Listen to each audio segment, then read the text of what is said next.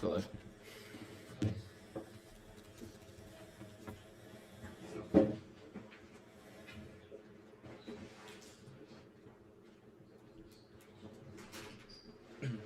Good evening. My name is Dylan Gohill with the Stanford Daily. I'm Seamus Allen. And I'm Mark Allen Coop. Tonight we welcome you to the ASSU Undergraduate Senate debate. We will be talking to the candidates about the most pressing and salient issues affecting the university and its student body. The design of the debate will involve 3 question categories. Each candidate will receive 90 seconds to respond to each question and will be alerted when 15 seconds remain. The candidates will respond in random order for each question. The candidates were informed of the debate categories before the debate, however, they were not shown the specific questions. Each candidate will first have 30 seconds for an opening statement. We will go in the order you are sitting. David, let's start with you. Good evening, everyone. My name is David Sengthay. I'm a second-year undergraduate at Stanford University, majoring in urban studies and hopefully co-terming in public policy. We'll see next year. I'm currently working at the Fly Center as the new student program coordinator involved in Cambodian Student Association as the historian and webmaster, and a proud Stanford student. My 4 campaign pillars are community building, Fly advocacy, political advocacy, and quality of life. And I hope to convince you tonight that I deserve your vote. Ivy, you next. Hi everyone, I'm Ivy Chen, she, her pronouns. I'm currently a sophomore here at Stanford, majoring in political science and trying to co-term in sociology on the pre-law track. I'm currently an undergraduate senator, and I am rerunning to continue the work that we've done this year. So much progress has been made over the past year as a senator, and I hope to continue the work that we've been doing. And I'm more than happy to get into the initiatives that we've been doing this year and how we can build upon everything that we've been doing next year. And Gordon. Hi everyone, I'm Gordon, pronouns he, him. I'm double majoring in economics and political science. I'm seeking re-election to the undergraduate senate. It has been a fantastic year and I hope to continue to do great work around accessibility, affordability, and just ensuring the continuance of our initiatives. Wonderful. We'll begin with mental health. The COVID-19 pandemic and the years after the initial lockdown revealed to the Stanford community how many issues of mental health resources on campus. How do you plan to use your position in ASSU to promote mental wellness across the university? And what do you think needs to change about the current support system? We will begin with Ivy. I think mental health is very important. It is such an important issue on campus, and as someone who has been struggling with mental health this year, it is a lot in that Stanford doesn't have a lot of resources that offer support for students who are going through mental health. And mental health is not a visible thing as like a physical injury. Like mental health is something that's mental and you can't see that. And through that, for next year, what I want to do is focus more on strengthening CAPS as a resource.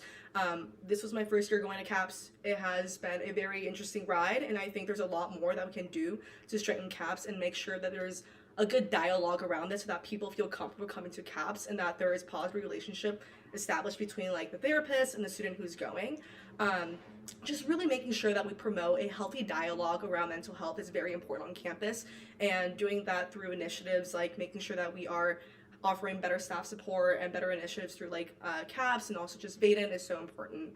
But also just like VSHAC, something that our current Deputy Chair Joy has been sort of spearheading, and I think that's something that we need to strengthen and do better next year. All right, Gordon, you're up next. I would say, first, mental health is, extremely important, and also with the VSAC committee, right? One of there's like a lot of misinformation about, the number of therapists you can actually see through CAPS without having to pay, as if you want to seek like short-term care. So I think first is, countering misinformation around like existing mental health resources and how to access it, right? Then once we get into that, and then like expanding like better health resources or long-term care resources for therapy and such. And one last thing I will say on this topic is that leveraging, faculty in these conversations, right? When students experience like, decline in their mental health, it could be due to, excessive workload or not feeling supported by their teaching staff, etc. So like working with professors, make sure like lectures are recorded, for instance, or making sure that, they're being more lenient when it comes to extensions. Just working to see like what students are exactly struggling with that's contributing to their decline in their mental health, I would just say, so yeah. Yeah, just hearkening both of these points, I think strengthening CAPS is one strong point there. A lot of folks don't even understand what resources are available to them on campus. And with that in mind, I think we ought to leverage our ASSU undergrads mailing list, our Instagram accounts, whatnot, to really promote what resources we have for our students. Neighborhood events promoting, petting a llama, these sort of things where people can go to together, community building events, can also strengthen one's mental health on campus, as one's mental health can be dictated by the strength of their community on campus. Mm-hmm. I found that in my past 2 years at Stanford, I've leaned on support from not only professional staff, well-being coaches, my own personal therapist, my friends and my networks. And I think Stanford students are now yearning, especially after the pandemic, they're yearning for a sense of connection. And these senses of connections can be built through events that they can attend, going to socials and whatnot. Like, mental health is a very multifaceted issue that often requires professional help, but we ought to be able to lean on each other during these tough times, especially in the current state of the world as we know it. Thank you so much, guys. We're going to be moving into our next topic, which is safety and activism. So we'll be starting with Gordon. So Gordon, what is the role of student activism on campus? How do you plan to interact with student demonstrators and activism if elected, and in your case, re-elected, as an ASSU senator? Yeah, so first, student activism is extremely important.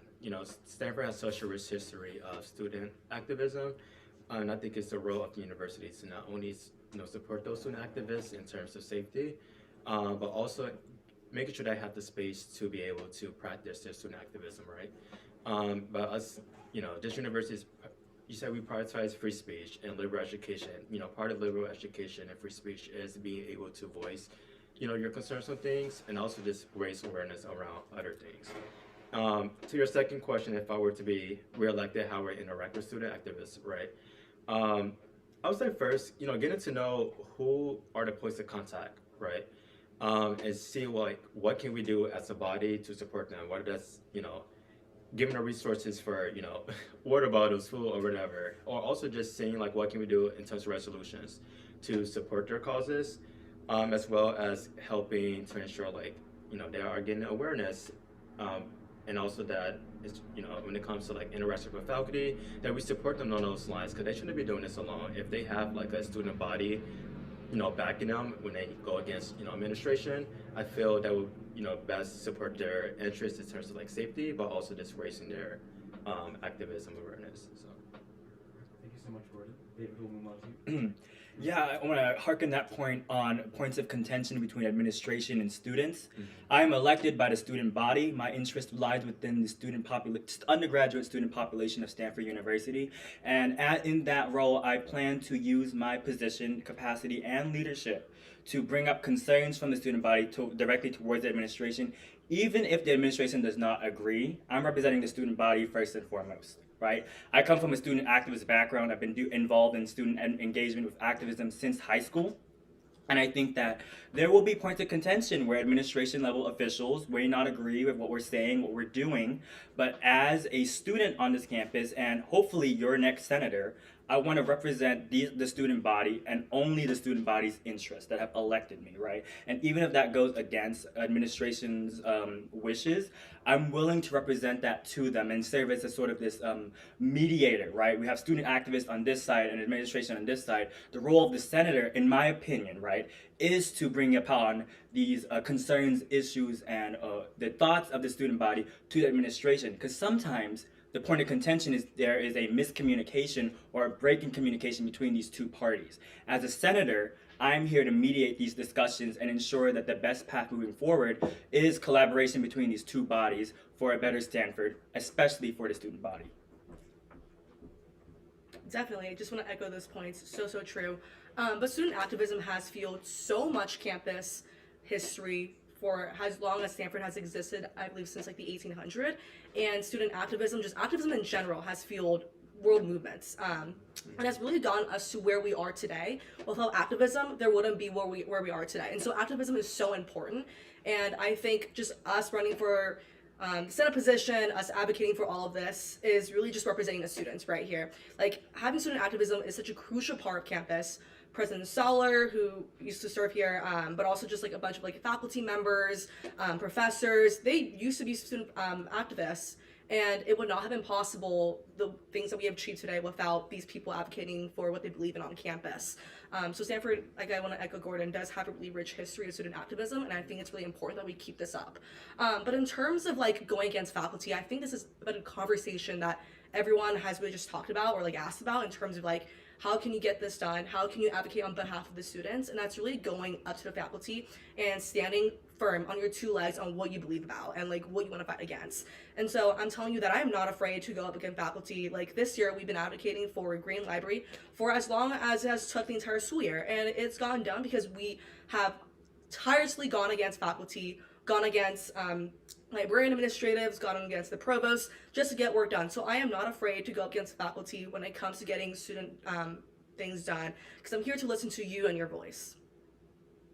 Thank you. We'll move on to our next question. With many people, both on and off Stanford's campus, expressing discontent with ongoing polarization occurring on college campuses, what role does the ASSU play in ensuring free speech, academic freedom, and political dialogue? Ivy, we'll start with you.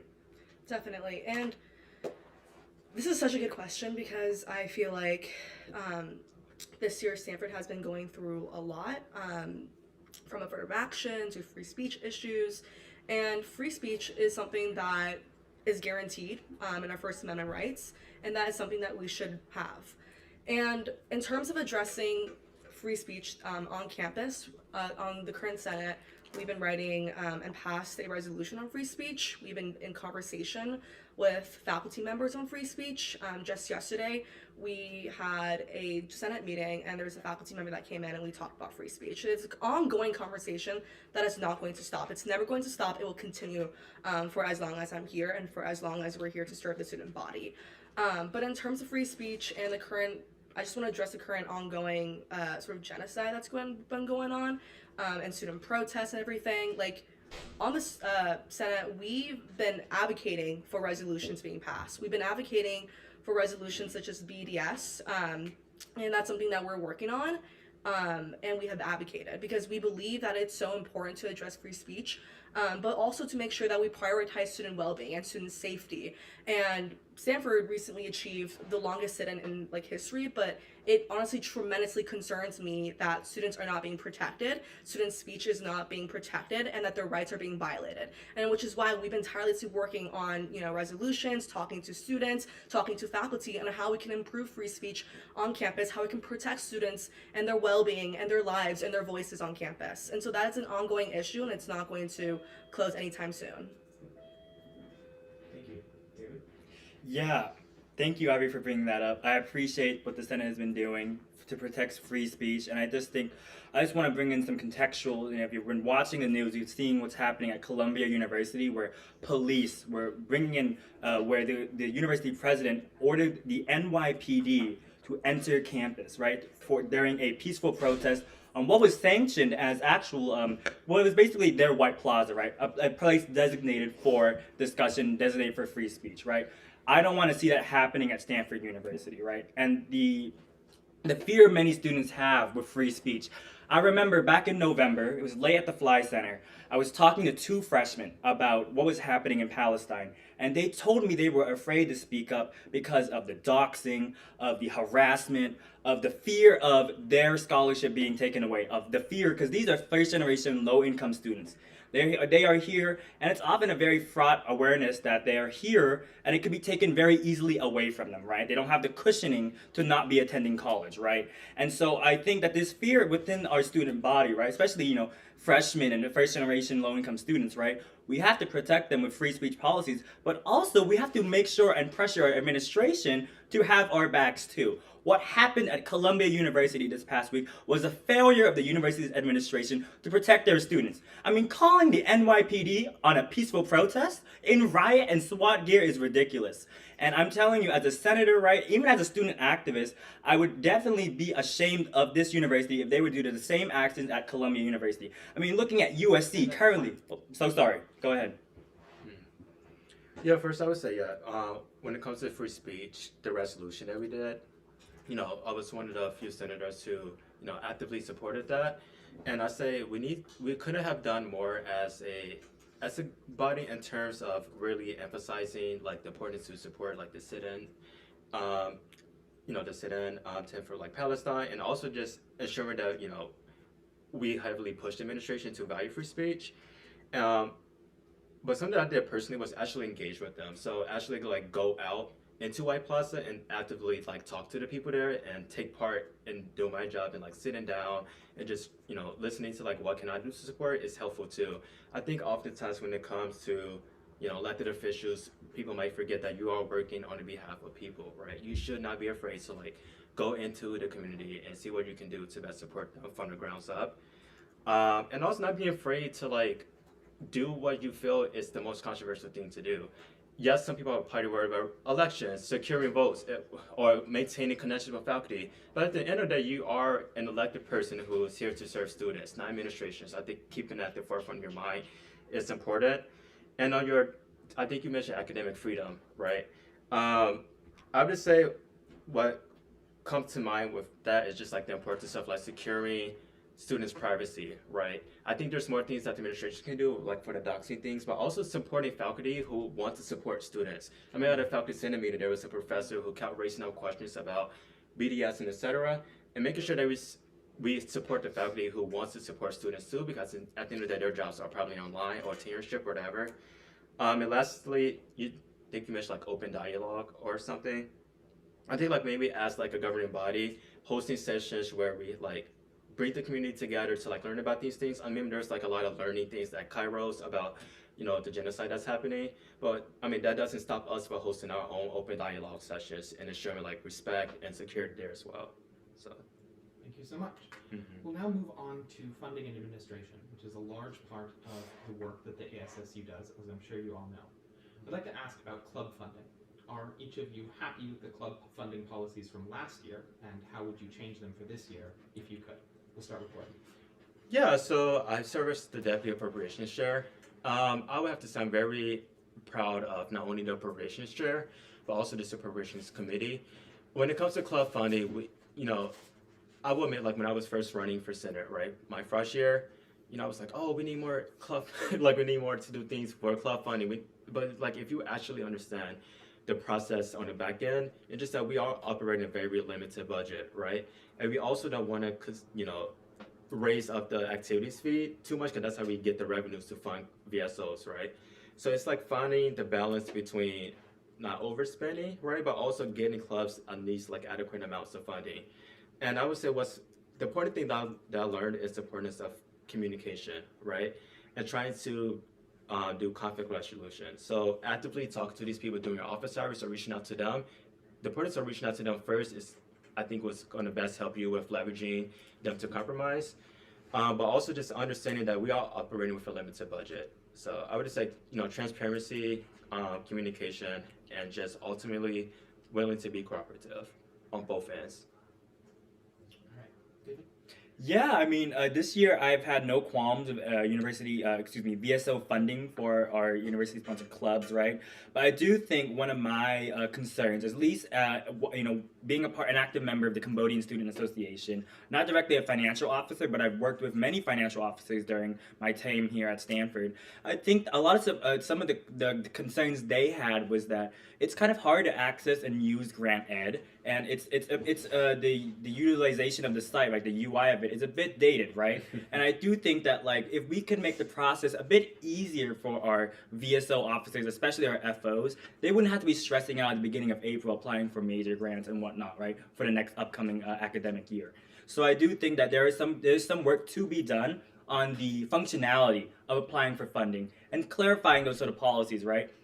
And I do think it would be useful, is the big ask, but a sort of mandatory retreat for all VSO officers in the beginning of the year, right? Undertaking these leadership roles can be a very daunting position, and sometimes we often enter them without really understanding what it really entails. And that's the problem and then you get into the academic year and you're already a stressed out student trying to manage all these things. It's a little harder to understand these new processes on grant ed and whatnot, applying for funding. So I do think there is some work to be done with onboarding and utilization of these services provided by the ASSU. I just want to say, like, first and foremost, I'm honestly very, very proud of the Appropriations Committee, especially our Appropriations Chair. I just want to give a shout out to Ishan Sang. He is doing a fantastic, amazing job with all of these grants, pouring in so much energy and time into everything, but also just, the Appropriations Committee, which I'm also on as well. We meet weekly. We also host weekly office hours, talking to students, talking to students and financial officers, and making sure that they are well understood in terms of like the funding process, but if they have questions with like their grants, quick standard or annual grants that they ask us during office hours. And so we're always there for students. During especially our weekly office hours, we set aside time to meet with them and talk to them and understand what they're going through, and if they have any issues or problems, that we're like talking to them about that and sorting it through, because club funding is so important. Because Stanford is operated by a bunch of different clubs here. We have so many different amazing cool clubs, from like sports clubs to musical clubs to like ethnicity clubs. There's just so many great clubs here on campus, and we fund them, and we try our best to fund them given our constrained budget. And obviously, like Gordon said, if we do raise, the funding, it would also drastically increase the student fees, which would definitely present a burden to a lot of students, in that they have to pay more in terms of like student fees. And so we are trying to provide as much money as we can given the constrained sort of club funding that we have for money. And so like David said, in terms of like grant ed, I think that's a really important issue. Like I said, I am really proud of the Appropriations Committee, but there's always work that we have to do. There's always work, and it's never going to be finished, but there's always things that we can do to improve it. So yeah. Thank you so much, all. We'll be now moving into the candidate-specific questions about all your platforms. So Gordon, we'll be starting with you. You are running for re-election as an undergraduate senator, and your platform really emphasizes your past accomplishments during your time in ASSU this past year. Okay. So what do you aim to do differently now that you have experience under your belt? Yeah, I would say cultivating faculty relationships early on. If you can, no one wants you just come to them just to use them, right? So like actually get to know them as a person, and first just learning more about them. I think it's really important because at the end of the day, they are human. But I would also say the importance of starting early on is that things take time. Like for the Green Initiative, we started at October, November, and we didn't start to see it fruition until for over so long, right? But if we were to start it earlier, like with our 5 Short thing or with our R&D initiative, right? I feel that we might have seen more of progress being made. It just because with so much bureaucracy, it just you should want to start early, but also just knowing that you have to first also understand why things are the way they are, right? So understanding why haven't we seen now already all the other come back? Well, renovations are still happening, right? And inflationary costs, et cetera, et cetera. Or for other things, you want to understand why before you just go in and blame them for not having it. And I think by first giving them that that space to voice why something is not being made to the way you want to, and then working to find a resolve there is the best way to address it from a humane perspective. Thank you, Gordon. All right. Thank you. The next question is for David. You've been pretty public in your support for the boycott, divestment, and sanctions resolution. Assuming that passes in the ASSU, you still can't modify the university's endowment policies directly. What would your next steps be on this issue? Obviously celebrate that is what passing that resolution, it affirms the support of the student body, right, for the Palestinian people, right, in Gaza right now. But obviously, like you said, right, these sort of questions that would next steps, it would obviously going on to a higher level, right? How can we actually divest the university's funding from Israel? And that would obviously take conversations with faculty, with folks in the administration, right? And I think Gordon put it best, is building up those relationships, right?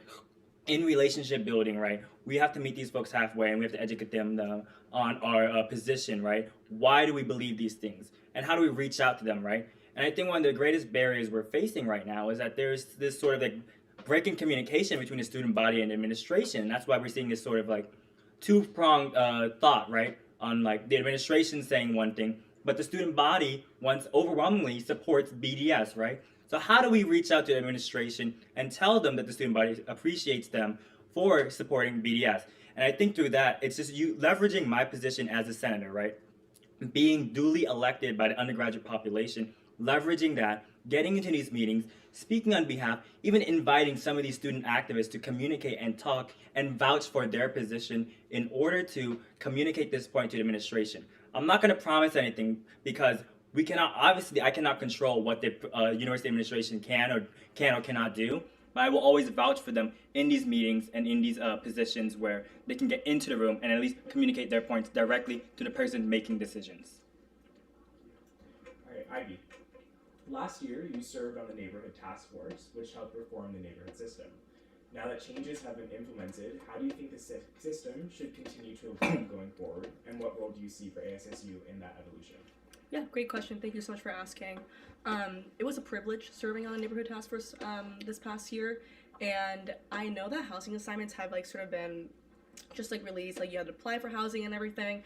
So it's really just a pilot year. We're not really sure how students will take it, but upon passing what we did as a task force, you know, obviously we were on Viz, and like I just saw a bunch of like good support from students, people being like, finally something has been done here, something has been changed, the neighborhood system has long overdue been the worst thing ever, and like this has been the greatest thing ever in terms of like housing. And so right off the bat we got pretty receptive, great, welcoming responses from the student body, but because we're still piloting it and making sure that like this is what the students actually want and what the students actually need, we're gonna see how it is this year. But also it's gonna be not just this year, but it's gonna go into effect for quite a bit of time. But as someone who was on a neighborhood task force, I want to engage the ASSU more in the neighborhood sort of involvement. So whether that's through hosting more neighborhood events, or whether that's through fostering more community, because one of the biggest issues that the students did not really like about the neighborhood system was that it did not have or foster good community amongst people. And so what we as senators can do is making sure that we do foster good community with people. So that's through hosting neighborhood events, making sure that people are satisfied with the neighborhood system, and making sure that like people are just aware of like how to apply for housing and everything. And I think that's something that we're seeing this year, and I'm excited to hear from feedback from students in terms of like how housing is upon this application cycle. Now we'll return to a few closing questions to round out the debate. Leaving practical considerations behind for the moment and getting into the more philosophical, what do you think Stanford is at its best? And what could it become someday, even if it isn't there yet? Ivy, we'll begin with you. That is a great question, because I feel like Stanford needs to be at its best. Like, it absolutely needs to. But what I envision as Stanford being at its best is when faculty is actually listening to the voices of the student body, when the faculty is there for the students. And how we can accomplish that is making sure that we are there for the students, and that we are hearing the voices of the students and hearing them and what they have to say, and representing them at their best of the ability that we can. And so because of that, I want to make sure that I can represent students in any capacity, any way, and any shape and form that I can for these students, to make sure that as a senator, this faculty members are listening to our voices, listening to our concerns, listening to our needs. And so a perfect Stanford will be in which we are advocating upon the students and making sure that faculty is listening to the students. And I guess to begin that, it starts with us. It starts with us talking to faculty members. It starts with us making sure that we accomplish what we want in terms of our initiatives, and making sure that we are representing the students so that we can foster a great relationship between the faculty members, but also between the students. And I think that would be the perfect Stanford, and that's something that I'm fighting for next year. Gordon, we'll have you next. Yeah, I would say the perfect Stanford to me would be Stanford not being afraid to be a pioneer in spaces amongst its peer institutions. And what I mean by that is that where we feel where Stanford is lacking, well, they would might start to say, well, what are our peer institutions doing, such as like Harvard, Columbia, Princeton, etc. And like on the topic of like RA stipends, our peer institutions, they probably have the same policy, but we shouldn't be afraid to be the first in the top 5 to offer them much more, right? When it comes to the BDS initiative, right? We shouldn't be afraid among our peer institutions to do more to make sure we actively divest from things that support like the genocide as such from our endowment. And I would just say, the way we can implement that or encourage that with administration, it's by telling Stanford has done a lot of things that peer institutions aren't doing or haven't even haven't done before we did.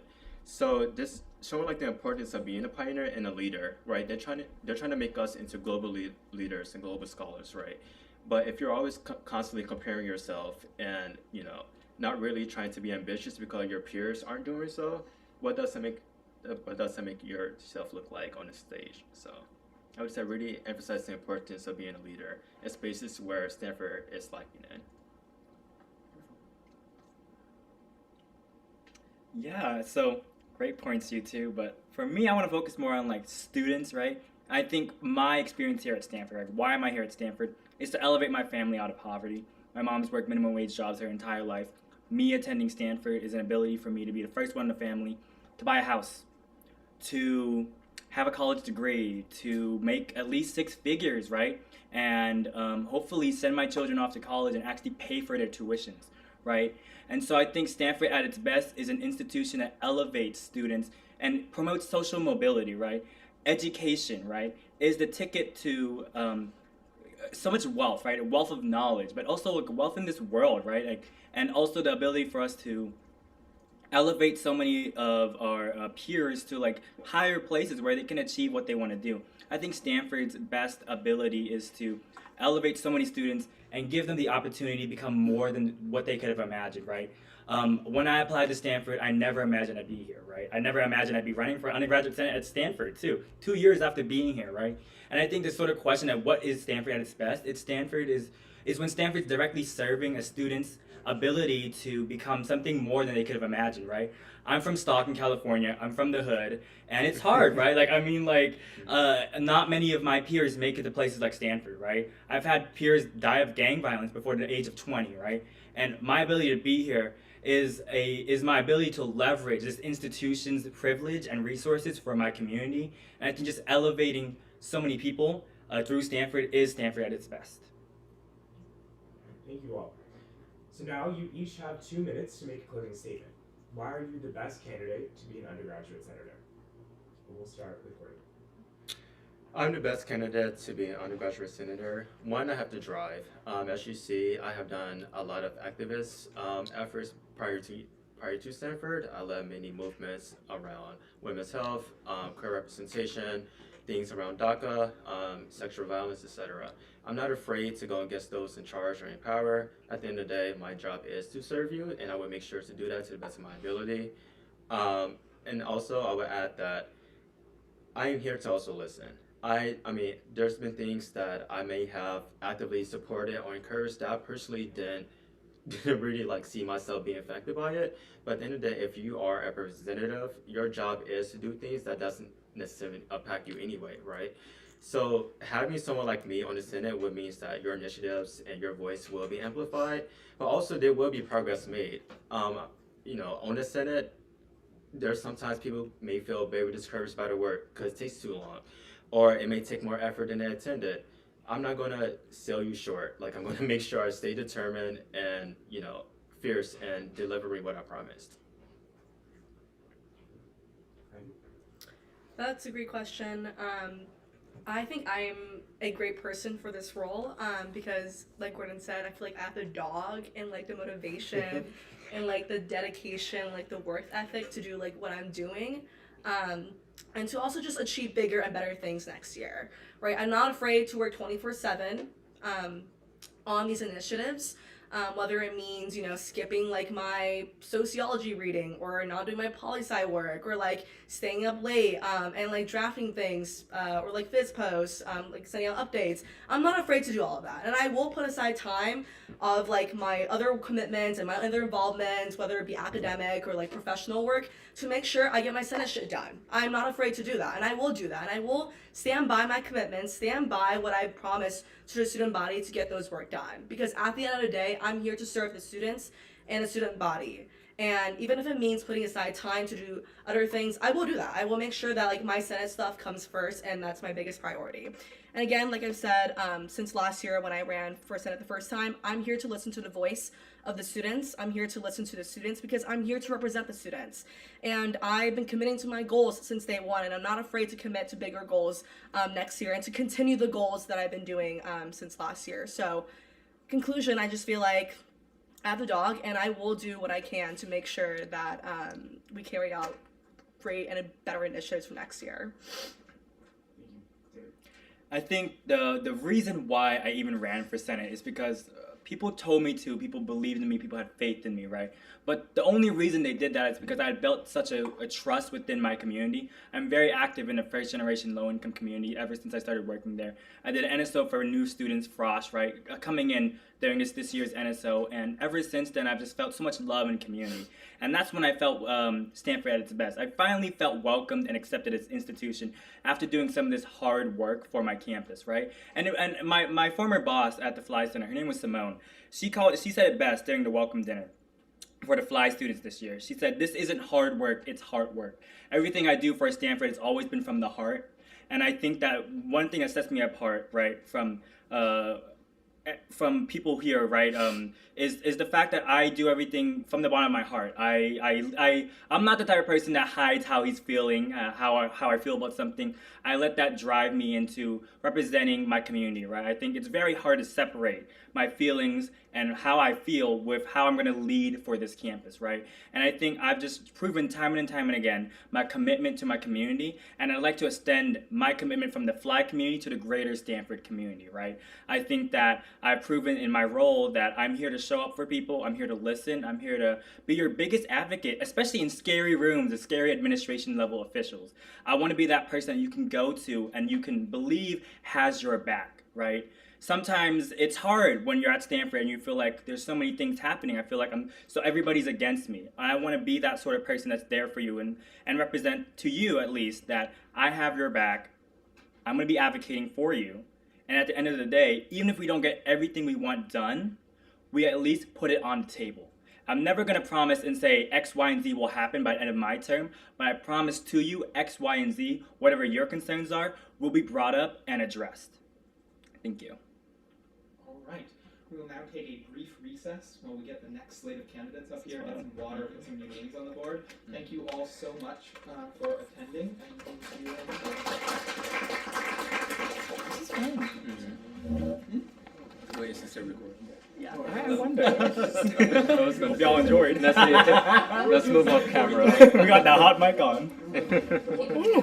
That was fun. I love engaging. I liked it. You did amazing. I thought You guys did That good. was literally like I told you I was like, 38 yes. minutes. I know. That's not bad. That's not bad. I thought something I don't know how to do this. Yes, I agree with you. You take over. I don't know what I'm doing. There we go. Okay. Oh yeah. Do you want to? Yeah, I feel it. now? Yeah. Let's. Okay, I'm just gonna grab Just grab more water.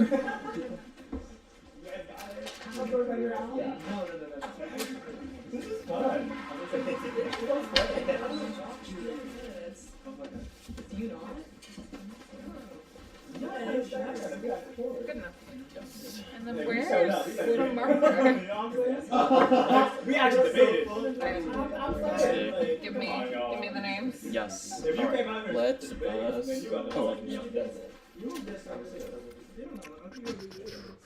We have. Let's see. Is the recording on? It is not No, on, it's paused. and it's also paused. Yeah, You you can say anything you want. Yeah.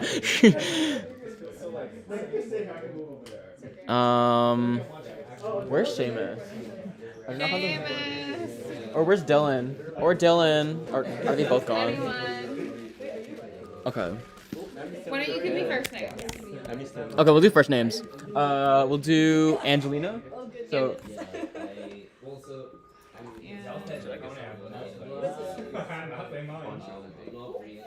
Hello. Is that right? Right now. Oh, oops. I'll turn it off. Wait, it's still on? Don't tell me it's still on.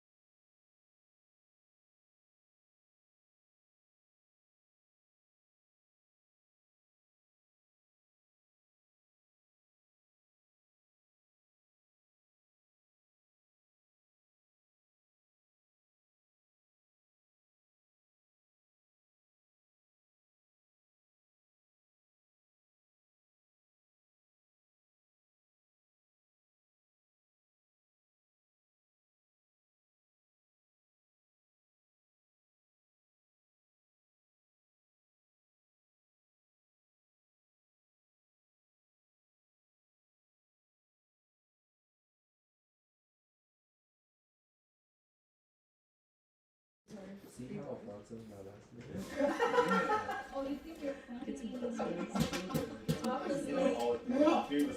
All right, everyone, we're live. So holler up if anything happens, if any fights break out. Okay, Tell me to come down. Oh no. got it. Hey, people. Ooh, let's put this on Do Not Disturb. Oh, you're so real for that. The phones be kind of Let's make crazy. sure we got everybody in the correct number. Yep. We need to go this way. Wait, am I wrong? No, you're good. Maybe we just need the chairs. Do we need to scoot? Which way can we scoot? This way? That way? This way? Wow, this is There we go. Perfect. Yeah, that works.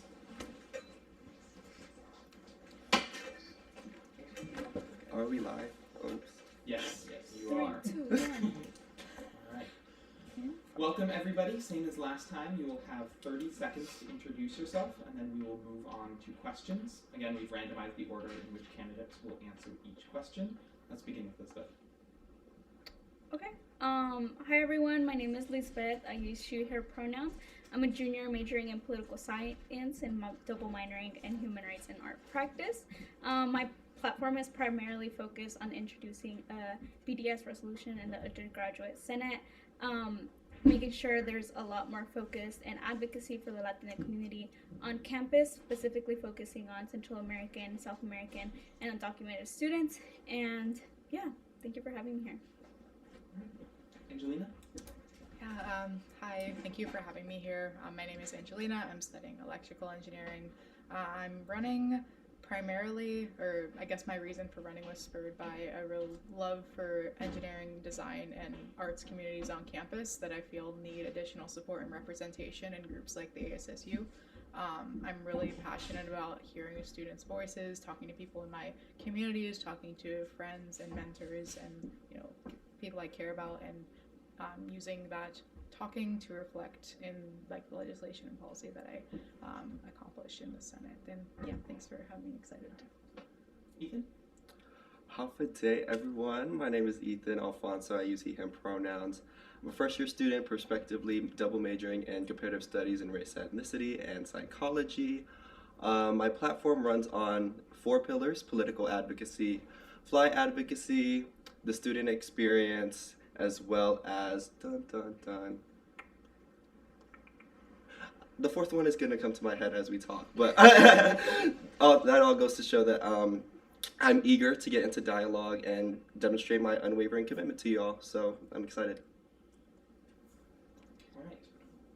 Hi everyone, my name is Mandla Msipa. If you know me, you might have seen me in a play I did a few months ago. It was lots of fun. Otherwise, I do have a weekend. I'm a Row RA next year. It's really exciting. Most importantly, my platform is centered on housing transparency. It's focused on transparency overall, academic enrollment. It's really important to me that people feel like they're in dialogue with their administrators. And so personally, I'm running to make Stanford closer resemble the magical kingdom for which I hope that you applied to study at, and I think we can make that happen together. All right. The COVID pandemic and the years after the initial lockdown revealed to the Stanford community the many issues with mental health resources on campus. Again, how do you plan to use your position in ASSU to promote mental wellness across the university? What do you think needs to change about the current mental health system? Mandla, we'll begin with you. Yeah, so I think the biggest thing is the bridge. The bridge is an amazing thing, and people don't appreciate how unique it is to Stanford. There's no other program in the country that has this level of training for peer counselors, and the bridge has been under attack for a long time. I mean, the bridge, I don't know if anyone knows the history, has moved locations several times. Right now it's in Mungo, where previously it had its own house. So I think the first thing is give the bridge the capacity to grow. It's 100% important that the bridge is able to reach Stanford students. And I think the second thing is that campus-wide, we make sure that all of our student leaders are focused on spreading messages of mental health support, mental health awareness. I also think that we need to remember that mental health problems don't happen in isolation. There are social determinants of mental health. It's really hard to have good mental health when you don't have a room to cry in, which is why I think it's really important that we convert as many 1-room doubles into 2-room doubles is possible. People deserve private sleeping spaces. You get better sleep, you get better rest. I think it's really important that there's less economic anxiety. It's really, really hard to focus in class when you don't know when your financial aid award is going to come, when you're going to get your stipend for your internship. I think there's a lot that Stanford can do to fix people's mental health. Treatment is really important, and I can't emphasize enough. We need to do better on treatment. But it's also important that we think about why people have such awful mental health at this place in the first place, because otherwise we're always just like, it's a leaky bucket. We're never going to fill it up if we don't focus on those reasons that people have awful mental health, which is why one of the first things I would do as a senator is a campus-wide solicitation of the reasons they feel that Stanford denigrates their mental health, either intentionally or unintentionally, academics-wise. Another dimension of mental health. I don't think those kinds of efforts are really important. All right, Angelina? Yeah, this is a great question that really strikes a chord with me. I think from the ASSU's position and perspective, there is a lot that we can do for advocacy and information spreading. Again, bouncing off of what was just said, making sure that student leaders and other representatives across campus know about the resources and can communicate those to people that they are responsible for or spend a lot of time with. But then from the power and the authority that the ASSU has, making sure the facilities on campus are well suited for accommodating student needs. This can come in a variety of formats, whether it's additional programming, additional events and activities that the ASSU can support that support mental health.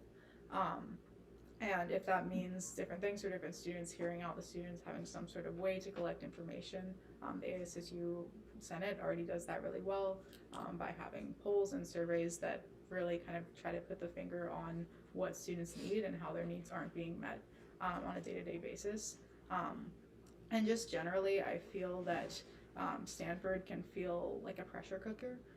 It can feel like everyone's doing all these things all at once, and you need to do everything that they're doing in order to keep up and keep pace. And anything that we can do to dismantle that and make people feel like they have a safe space to practice their passions and their interests without feeling like they're behind on everything and like they have to, make themselves spread so thin in order to be a valid member of the community. That's what we should be aiming for as part of the Senate. Right, Lizbeth? Yeah, I think that mindfulness classes are a big barrier, unfortunately, given that they require some form of payment to enroll. And I think access to these classes should be made more available. I also think that there should be mindfulness workshops, let's say weekly. For example, at the Fly Student Success Center, we have an amazing well-being coach. Her name is Sherilyn.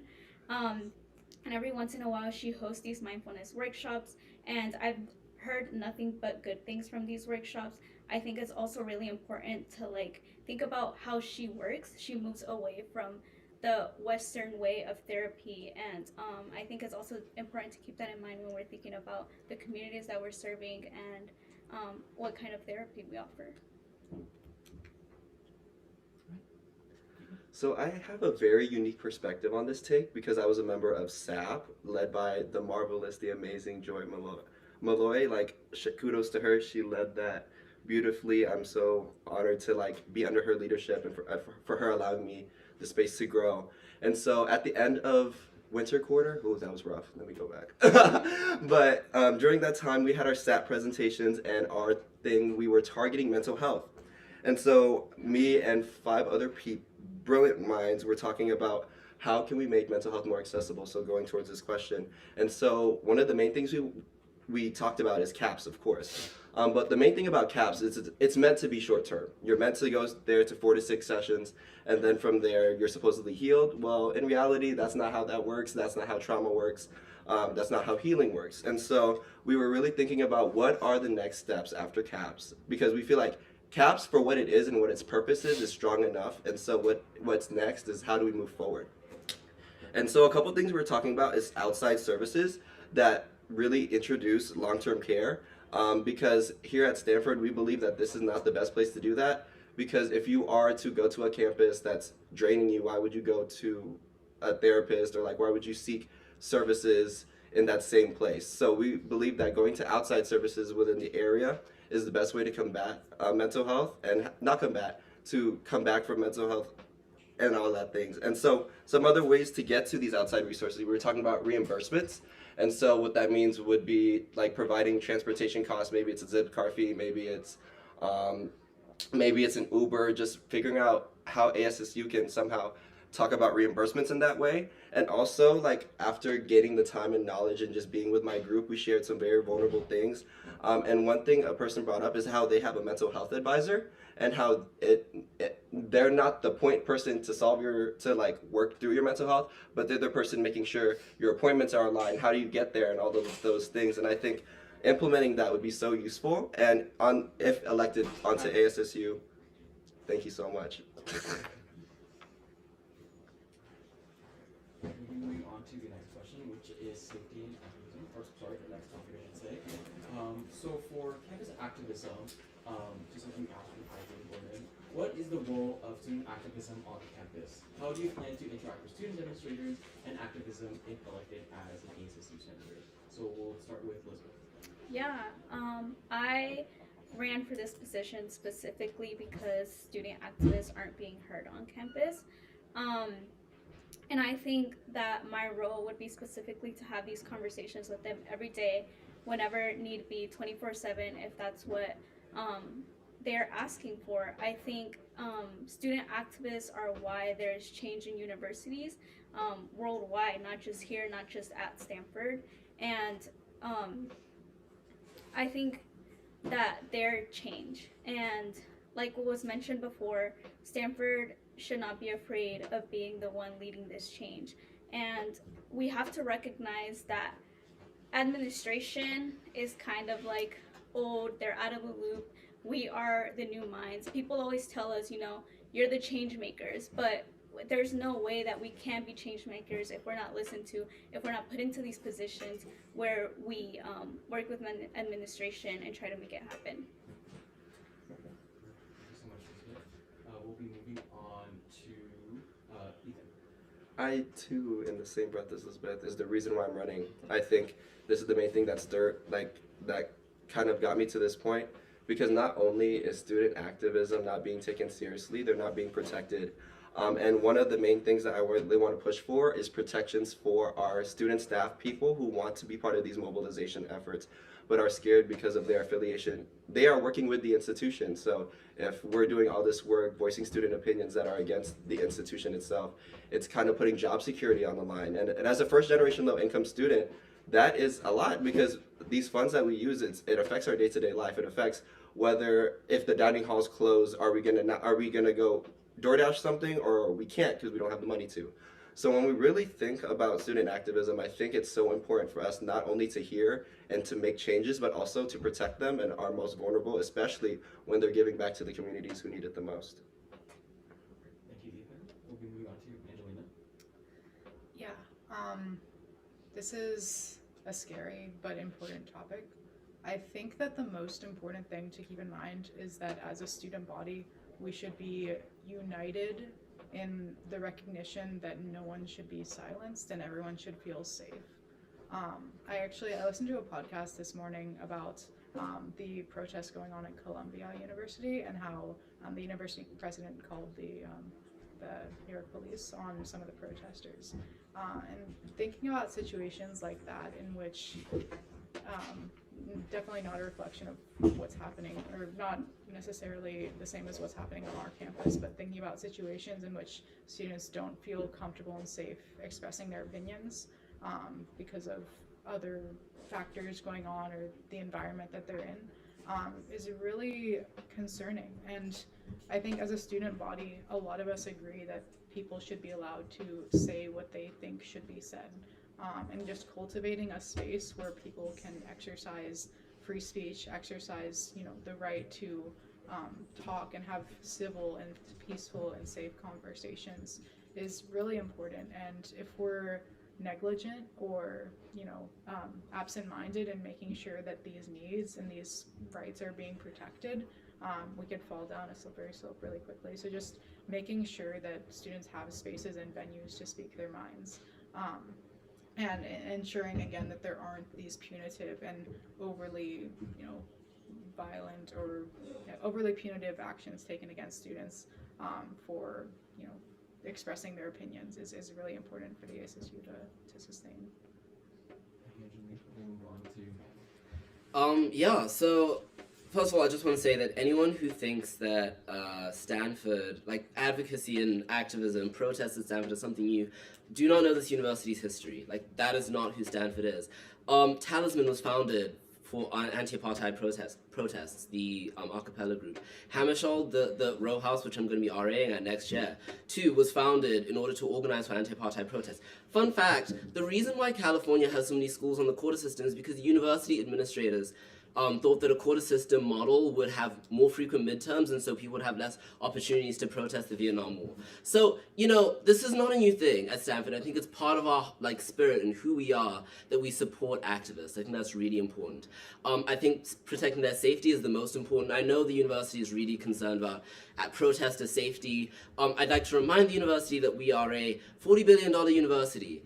We can put in the resources to keeping students safe without suppressing their free speech. I think that's the first thing we need to do. We need to do that for us, as my fellow candidates have said, our most vulnerable students, which include international students. There have been unprecedented attacks on international students, their immigration status as to do with activism and engagement with social issues. And I think it's important that the university takes a really firm stance on protecting international students' right to free speech, which in the United States they do have. I think it's absolutely important that we remember that who we are as a school. We are a school of activists. Most of us applied because we're activists, and it's important that at the school we're supported in our mission of activism.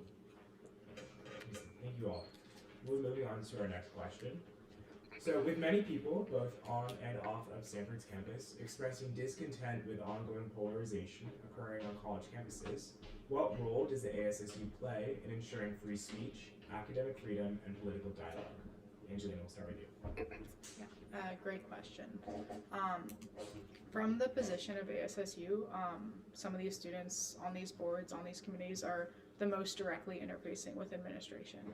They get to be, the speaking piece for voicing student opinion to policymakers in the university who might not realize what the general, concerns of the student body are. And just being able to voice his opinions to the university is a really important aspect of the Senate's responsibility, in my opinion. Secondly, again, I think that the Senate has the responsibility to push bills and legislation and different pieces of policy that directly support students who are engaging in maybe short or long-term protesting. Recognizing incidents where that's not happening, whether that's been events in recent history or upcoming events, making sure that if there's a protest being planned, that having conversations with relevant administrative members to make sure that it's happening safely and that no one's getting hurt, and that the university isn't putting undue bars on these protests and these demonstrations. And I guess lastly, just communicating information to the student body about what their rights are and what their potential opportunities are for demonstrating and for exercising their free speech, being that communication line between administration and student body. Yeah, I also want to second Angelina on that.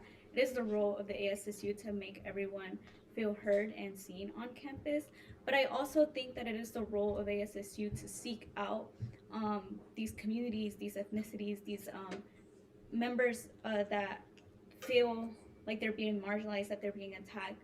Because if a student doesn't feel safe on campus, why would they seek out the ASSU? I feel like ASSU senators should be the one reaching out to different community members and asking, what do you need from me? What do you need from the university? What do you need me to ask admin? Because it's also a lot of students don't know how the ASSU works. So why would they, on top of having their midterms, on having their homework, having their personal commitments and their extracurriculars, why would they go out and seek all of this when they don't feel safe? So I think that we should take this initiative to seek out these students. And I also think that we should ensure that students are satisfied with anything that comes out of the ASSU and administration. I feel like this whole year, a large part of the student body has felt that everything that has been published has been either half-assed or performative, and that's not okay. That's not what a student population should feel about their university. And so whenever that happens, we need to rethink our strategy and how do we make it better. Hope. I have to say, so okay, first thing, Fizz, awful place, absolutely awful place. It consumes this campus with negativity, and I think it's important that we recognize the effect that it has on this campus. Because Fizz automatically fills like information gaps. Any space that's not taken up by authoritative voices is going to be taken up by Fizz. And Fizz will have you believe that this is a campus where people are tearing each other apart, where people hate each other and are screaming at each other and are tearing each other down. I think it's important that we pull back to what's reality, what we see in front of us. The reality is that for several months before, several things happened, the blue and white tent and the sit-in to stop genocide peacefully cohabited White Plaza. 4 months. 4 months this was able to happen because we're not a school of like barbarians, and that's what I think social media and Fizz specifically would have us believe. I think it's most important that Stanford and our leaders, ASSU senators, go into Fizz. Make sure that, I'm a Fizz moderator. I see the ugliest side of that platform. I think it's absolutely important that we take the space and offer a message of positivity, a message of hope. I think that Stanford can become better. I think that Stanford can be a place where we look out for our fellow person. But we need to believe that we're willing to do that as a campus. And as long as we're nothing but a reflection of our most consistent thoughts. And so I think 100% we need to commission a project in positivity as an undergraduate senate and as student leadership. Just so I'm answering the question to its full extent, would you mind restating it? Absolutely. With many people, both in and out of Stanford, expressing discontent with the ongoing polarization on college campuses, what role does the ASSU play in ensuring free speech, academic freedom, and political dialogue? Perfect. So I just want to pull a couple examples because it's been all over social media, so I'm sure you guys have heard of it. But first off, the USC valedictorian not being able to say their valedictorian speech because of their affiliations with Palestinian organizations and also their vocal concerns about the genocide happening in Palestine. I think that's an extreme violation of expression.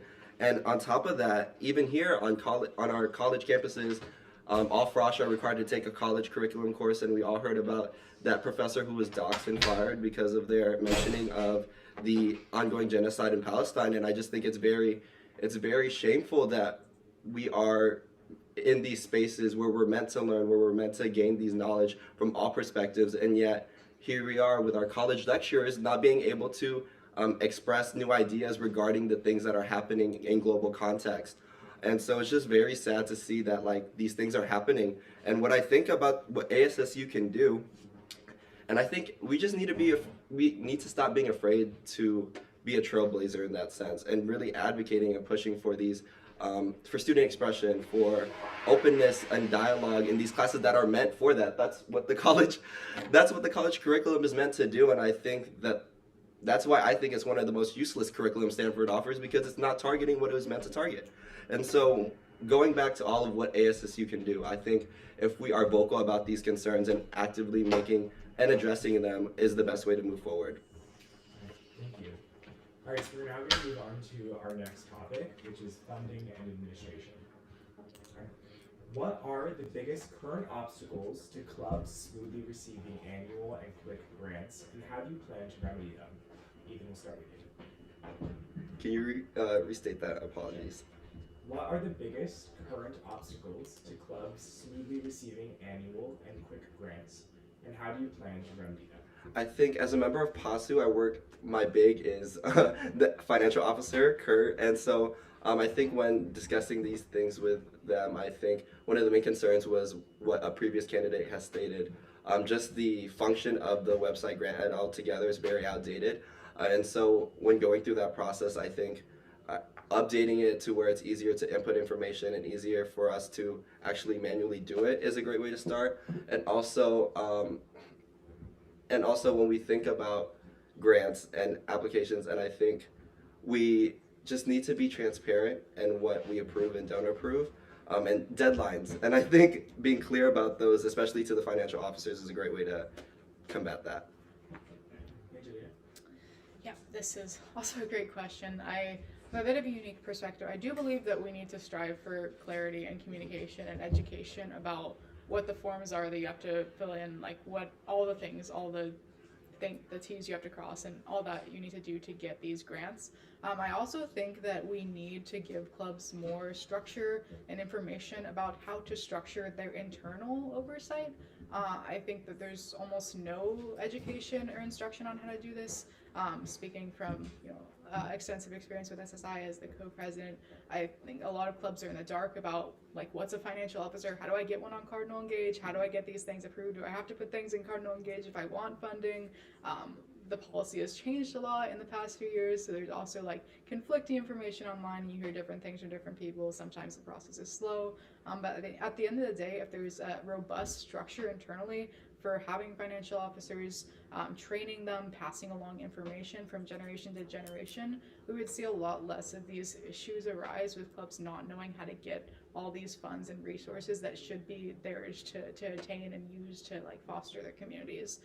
So I really think that if there was some sort of training or some sort of model that clubs could glean and draw from in order to structure their leadership team, to have a more streamlined process where not as much burden is taken on by just a few students and where students have really clear information laid out for them on how to apply for these grants, then there would be a lot less heartbreak, a lot less missed deadlines, and the funds would be used a lot more efficiently and succinctly and wisely for the purpose and mission of that organization. Thank you. Yeah, so I think, absolutely what Angeli said, I think it's absolutely important that we educate club leaders. I know so many clubs which have become demobilized, especially by the pandemic, that discontinuity. It's so hard to build back up again when you don't have a financial officer, when you don't have a president that knows how to organize operations, knows how to budget throughout the year. That can just completely ruin a club where there's a lot of energy behind it. For example, I'm a member of Stanford College Democrats. As you can imagine, most Stanford students are Democrats, and yet this club is on its absolute dying knees because of like wonky years of leadership and transitions that messed up. So I think the first thing is absolutely we need leadership training for VSOs. I think secondly, we can't just give them training, we need continual support in terms of how to do your job, how to access certain streams of funding. Democracy Day is a great example of this. Democracy Day has like a $30,000 annual operating budget, and they end up putting on a $60,000 event. Why? Because they're very good at going across campus and tapping into alternative streams of funding. We need to help our VSOs get really good at that, and I think the Stanford Drag Troop is a great example of how you're able to leverage neighborhood funding in order to elevate the things that you as a VSO do. And so I think it's important that we as a student leadership give them the resources that they need to be successful and structure themselves, and give them the resources to be more ambitious and not have finances be the primary constraint in terms of there's this great big idea that everyone at Stanford loves, but because we can't fill out a Google form, we can't do it. I think that's ridiculous and a terrible indictment on the state of student extracurricular activities. Thank you. Yeah, so as a member of 4 clubs, 2 being co-president and 1 being financial officer, I think, and most of them are ethnic driven or identity driven, so they cater to marginalized communities at Stanford. P cards are inaccessible. For example, I'm a part of FLIP, and we're one of the biggest groups on campus that caters to FLY students. And we don't have a P card this year because of last year's executive decisions, but I don't understand why that fault has to fall on this year's new executive members. And we're FLY students, so all our events that we put up, that has to go out of our credit card. And what happens when the ASSU's advance payments or reimbursements do not process in time?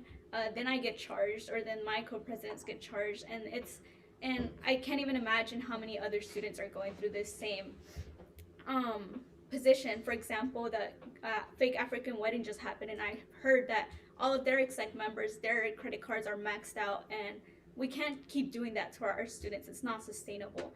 So P cards need to be more accessible. I also think that advance payments need to be more accessible, and they should be either provided through direct deposit or pickup. Their automatic option is a mailing, and that can take up to 3 weeks, and advance payment is supposed to be there in a few days, so you don't have to go through these processes of having to put this on your credit card. Thank you.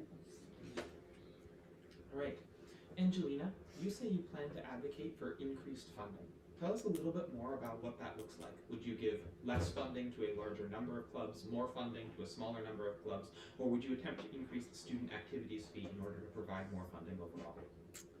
Right, that's a good question. I do think that the student activities fee should be advocated for an increase. Generally, I think that there are abundant resources available for students to use, student organizations to use.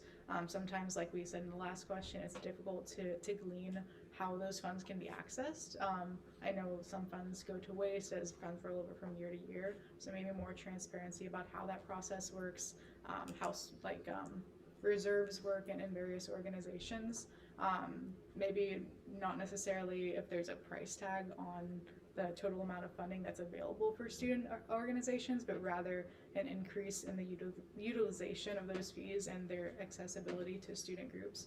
I think, echoing again what Lizbeth was saying, sometimes a barrier, I've noticed, also an executive board member in the Society of Women Engineers. A big barrier for us doing anything is, again, not having a P card. People have to front really large sums of money, so that prevents us from spending some of the money that might already be available to student organizations, or like applying for grants because people can't front thousands of dollars due to barriers in their home and personal lives. Like fronting that sum of money can be a real barrier and preventative measure from clubs doing what they want to do. Just generally, I think having the right amount of money in the right buckets. There's also a lack of clarity on how the different groups of funds work in ASSU. So just increasing education about that.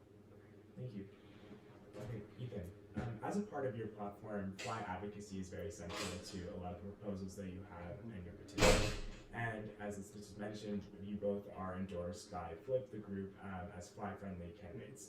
What sets you apart from other candidates who are running or who are here right now in terms of your support for Fly students?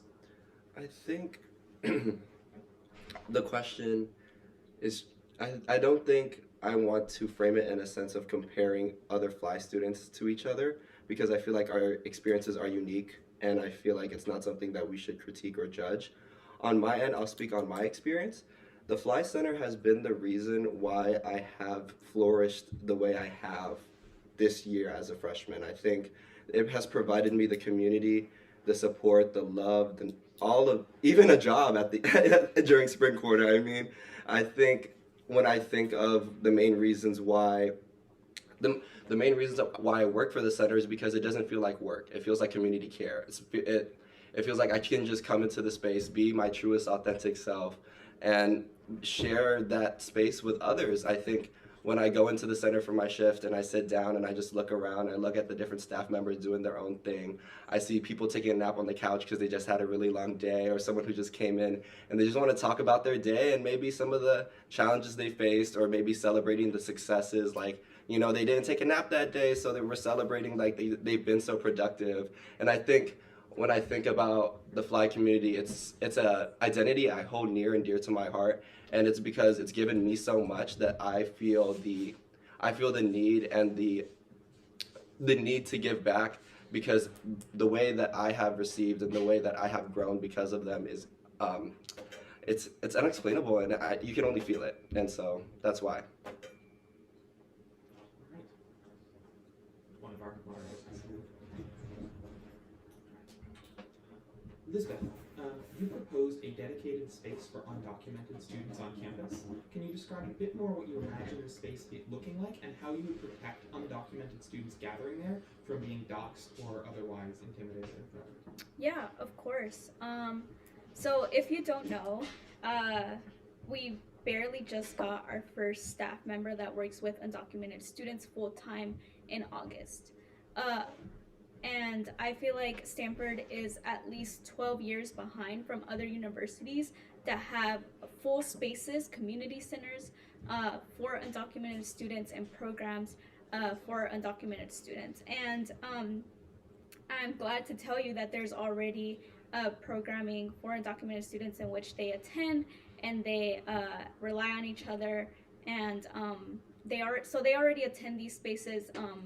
And I feel like if we continue the way that we're working, it's not unlike, or it's, I don't see why people would go and dox them, because this wasn't an issue before. Why would it become an issue now? But I will say that it's easy for us to know who's in the community. And I would go straight to administration and be like, you need to protect your students, because I'm not gonna let what happened at Harvard or what happened with our, unfortunately, Arab student that got ran over. Like, it isn't okay for us not to protect our community. If people aren't even protecting their dean, like at Harvard, it's just outrageous, and we should protect each other. And whether that means mobilizing or doing petitions or whatever, we will protect each other. Thank you. So, Mandla, your platform is incredibly detailed with a long list of policy proposals. As an undergraduate Senate representative, where would you get started, and what do you consider to be the most important elements of your platform? Housing. I would have to say housing. It's the biggest anxiety every year for so many students, not just undergraduate students, but graduate students. I think it's really important to build a relationship between undergraduate advocacy and graduate advocacy. And this is just an aside, if anyone has questions about the housing system, it's a mess. And it's a mess for an inconceivable reason, because for 60 years, over several decades, we came up with the draw, and we refined the draw, and we iterated on it and took student feedback and implemented those. And you can read all about the draw in Stanford magazine, and we blew it up for this unfathomable waste of money that's the neighborhood system. And now we're going back to the draw, but not really the draw, because it's a self-select system and sophomore priority, and no one knows how the system works. The last 3 admit weekends, we've had different signs to describe the neighborhoods all different years. There's no continuity here, and we are at a real moment where we can make changes. I think the most important thing that needs to happen is, first of all, deal with this housing crisis. I think it's unacceptable that juniors, there'll be a number of juniors who'll be waitlisted on housing this coming school year. I also think that we need to improve the quality of dorms. Okay, it's fine for some dorms to be nicer, but the difference between Ing and a lot of other dorms, it's criminal. It's kind of not fair. And so I think it's really important that we improve the quality of housing. We make a better deal for housing, one that supports student leaders. RAs shouldn't not be able to afford housing on their RA paycheck. I think summer housing is really important. It shouldn't eat your entire summer stipend, but I think in general, going after R&D, I think it's a really important thing that we do. One last thing I want to say, Ignite, if you know it, it's a pre-orientation program. It's getting shut down, and the reason it's getting shut down is because they can't afford to pay 3 days of R&D housing. Mm-hmm. And so I think that's insane, and we need to fix that. Housing is a center of a lot of problems at Stanford. I think that's what I want to fix first. Leaving practical considerations behind for the moment, again, what do you think Stanford is at its best? What could it become someday, even if it isn't there yet? We'll start with Lizbeth. At its best, Stanford is still just an elite institution. And if you ask a lot of students, especially those of us that come from marginalized low-income backgrounds, Stanford is not what you think it is. That's why I feel like there needs to be more people like us in ASSU advocating for each other, because one day Stanford will actually be what it is in these pictures, in these newspapers, in these flyers that it sends out to people. And I just hope that the future is much, much better than what it is today, because if you can't even protect your own 18 students from being cited for protesting, how can you protect anyone else? Next, Ethan. I think for this question, I'm just referring back to a previous remark I made about community, and I think the fact that I had to go find community myself is the big problem here. When you first get onto Stanford's campus, you think, oh, everyone loves each other. They say you belong here all throughout NSO, and you're just kind of like, okay, but where? And so the fact that I kind of have to go out of my way on top of my workload, on top of the other things I have to do, I have to go out my way to find community is it's kind of crazy, because you cannot just come to Stanford and just exist and find your community. You actively have to take the initiative, take all that extra energy to go find that. And for me, Stanford at its best is where I can walk on campus and be like, oh, okay, I'm feeling it. Because at first, like the first 2 weeks, I did not feel Stanford. There's some parts of Stanford I still don't mess with today. And so when we think about what in the grand scheme of things, what is Stanford at its best? It's a community, it's a space where anyone can just come on and not have to put that extra energy in finding that space for them. Next, Angelina. From the moment I stepped on campus, Stanford struck me as this place where a lot of people think anything is possible. The more I've been on campus, I've noticed that there's disconnects between different communities. There's disconnects between faculty and students in some ways, which really grates on, I think, the public student consciousness. But at its heart, I love the energy of possibility and how people support what they believe in. They stick up for what they believe in, they try to do actions based on that. Like any group of people, there are moments where I think I've noticed people succumb to various temptations or even their own fears about the way that things could go and do things that are biased by those fears. But I really believe in the people that make up the Stanford community, and the reason that I'm running is because of the people that I care about and how I think policy decisions and executive decisions impact their day-to-day life, and how we as students can make a step, even if we're not like politicians by nature, how we can stand up for what we think should be done. And that energy of like anyone can step up to the plate, anyone can do anything, whether it's go start some wacky startup or like speak up in your dorm, town or your house meeting. Sorry. I think that we need to foster that energy and that spirit, and that's something that I think differentiates Stanford from other places. It is a beautiful, expansive campus, and there are a lot of things going on and resources, but at its heart, the people are what make this community wonderful and why we can do more than we thought was possible when we even came. I think, Ethan, I'm so glad you brought up the you belong rhetoric. I don't think it's the stupidest thing this university's ever come up with, because, okay, so like, I had a lot of friends who got rejected from Stanford. So many friends, like so many smart, talented, hardworking, driven people who just didn't get admitted to Stanford for whatever reason. And it's fine, whatever, they've made their peace with it. I've made my peace with that. But like, coming here and being told, oh, you belong, you're the special one, there's no way I could ever believe that. And I don't think you can. I think you have to be pathologically self-important to believe that. And so like all throughout my freshman year, I was trying to figure out how to square that circle. Like, how am I supposed to like act like I belong here when there are so many intelligent, amazing people who could be here and who aren't? And eventually I came to like the Spider-Man model. So like Peter Parker, when he got bitten by a radioactive spider, there was nothing he did to deserve superpowers. Absolutely nothing. There's nothing that any of us did to deserve this amazing opportunities and resources, but it doesn't matter because you have it. You're in now. And what do you do with that? And when Peter Parker got bitten by a radioactive spider, he built a spider suit. So I think it's really important that, metaphorically, we build our spider suits. We try to figure out what to do with that spider bite. I think that's what Stanford is. I think it's about figuring out how to use these resources, which you don't deserve, to make something incredible for other people. Thank you all for your responses. We'll be ending off now with our concluding remarks. So just a reminder, you each have 2 minutes to make a closing statement, just basically talking about why you are the best candidate on the stage to be an undergraduate senator. So we'll start with Ethan. So 15 senators get elected, and within those 15, I believe I could be one of them, because I focus on the collective. I think in order to make real, actionable change, it doesn't take one, it takes all. When it takes a resolution, it takes a majority to pass, it takes the collective. So when we talk about those things, I want you guys to keep in mind that I will be keeping in mind the power of my own vote, but also just the power of ensuring that the rest of my peers, rest of my colleagues, we're all focused on one vision, which is you guys. And for me, I'm here to say that I am pro boycott, divestment, sanctions. I'm fly friendly, and I'm willing to just add to the student experience any way I can. There's many reasons why I'm running, but the main one is to really revamp Senate structure.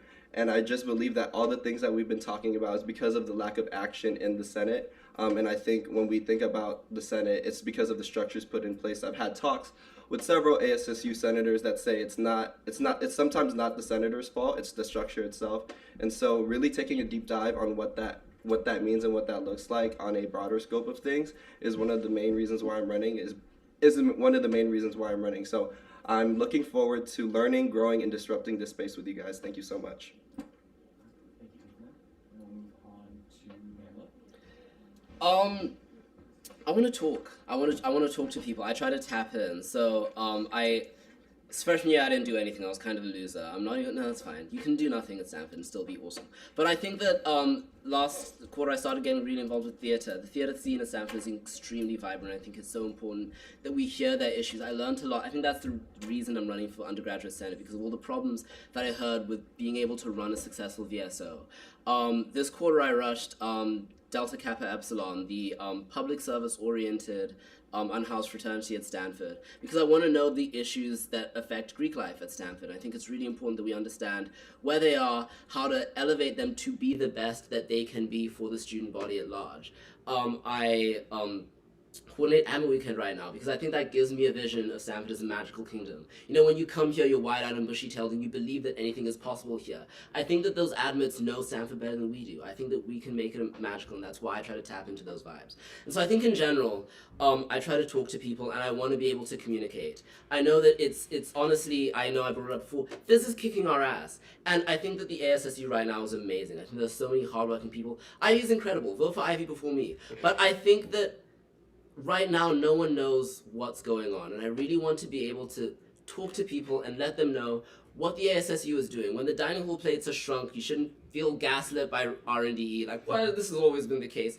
You should know that your ASSU is working on, and that's what I want to try to do. I want to try to leverage the relationships that I've built in different departments of Stanford to be able to do that. And I want to listen to people, like the incredible people that are on stage with me right now, and I really hope that I can make that happen as your senator.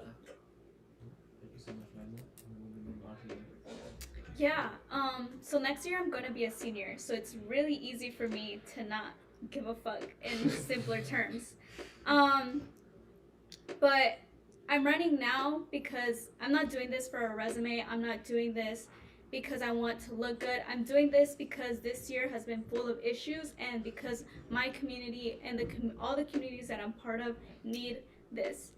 Because I have people relying on me, and because I'm part of a greater community, and the ASSU, Stanford, it's nothing without its students. And so I'm here to represent those students that have felt left out, that have felt like they were silenced, that have felt that Stanford is not for them. And because change needs to happen, and this isn't about me. Like you just said, you can vote for literally anyone, but I'm going to be committed to my cause. I'm going to be committed to my people, and that's what matters the most.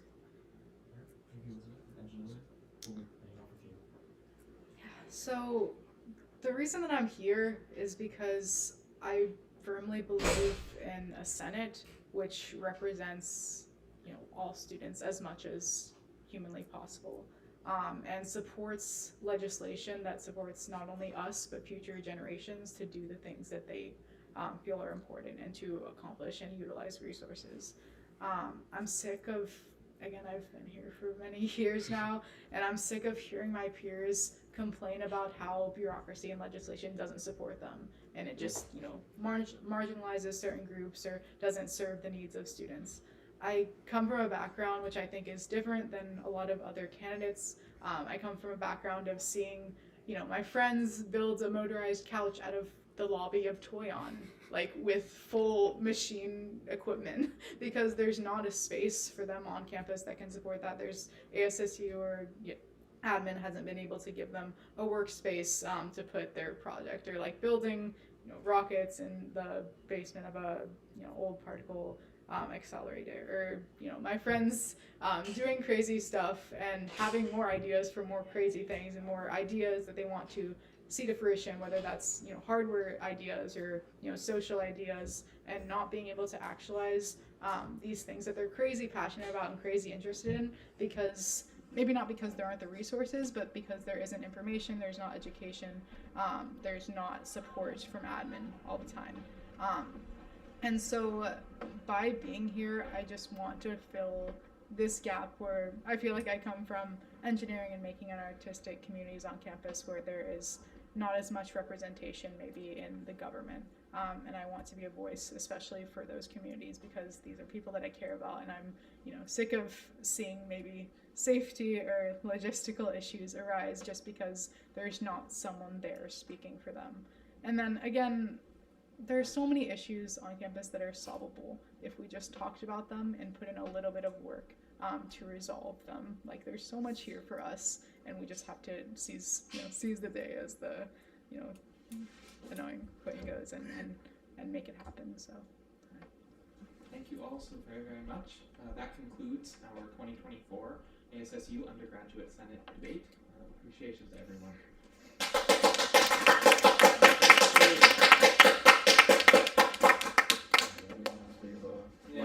When we started. Oh, is it not live? Yeah, we'll cut off the live stream right now. Behave. Bye, y'all. And then we break out the antics yet. Vote midnight. Vote. Vote yes. Okay.